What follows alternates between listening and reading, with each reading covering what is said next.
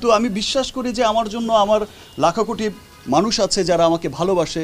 এবার এই বিজয় মাসকে কেন্দ্র করে কঠোর আন্দোলনের ডাক দিয়েছে আওয়ামী লীগ। এই আন্দোলনের প্রধান নেতৃত্বদানকারী হিসেবে থাকছেন সুপারস্টার নায়ক শাকিব খান। সকল জনগণকে একত্রিত হয়ে শেখ হাসিনাকে ফিরিয়ে আনার দাবি জানিয়েছেন সুপারস্টার নায়ক শাকিব খান। শেখ হাসিনাকে ফিরিয়ে আনার জন্য শুধু শাকিব খানই মাঠে নামেননি, মাঠে নেমেছে সাধারণ জনগণ।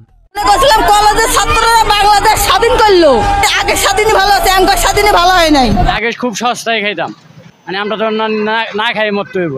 স্পষ্টভাবে বলতে চাই, আইন শৃঙ্খলা রক্ষাকারী বাহিনীদের, আমাদের সেনাবাহিনীদের শেখ হাসিনাকে ফিরিয়ে আনার জন্য নতুন পরিকল্পনা তৈরি করে যাচ্ছেন আওয়ামী লীগ দলের নেতাকর্মীরা। ইতিমধ্যেই শুরু হয়ে গেছে দেশের বিভিন্ন জায়গায় বিক্ষোভ মিছিল।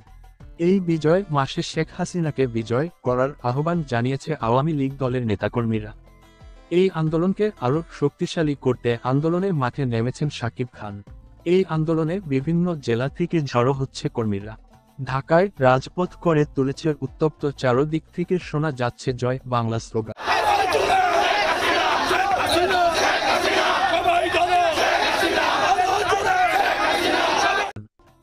সেই সাথে বর্তমান সরকার এবং সমন্বয়কদের নিয়ে মন্তব্য করেছেন। সমন্বয়করা সংস্কারের নামে ইতিহাস মুছে ফেলার চেষ্টা করছে। সমন্বয়কদের এই কার্যকলাপ কখনোই মেনে নেওয়া হবে না।